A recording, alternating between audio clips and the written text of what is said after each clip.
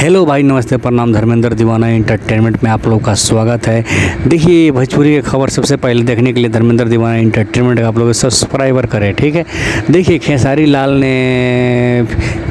का फैन ने देख लीजिए, खेसारी से पूरा प्रखंड या जिला हिली।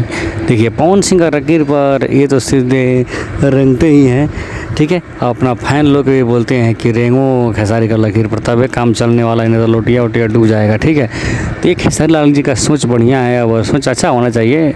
ऐसे ही सोच बढ़िया है, जो सोच है वो अच्छा है, जो करवा रहे हैं अच्छा करवा रहे हैं, ठीक है।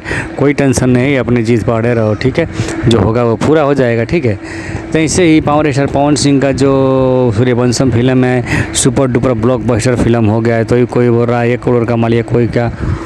पर सूर्यवंशम फिल्म कितना कमाया है, कमती में ऐसे अनुमानित कलेक्शन 5-6 दिन का टोटल कलेक्शन है। 80 से 90 लाख रुपया कंफर्म नहीं है, पर ऐसे अंदाजे बता रहे हैं 80-90 लाख से कम नहीं हुआ है। जय हो पावर स्टार।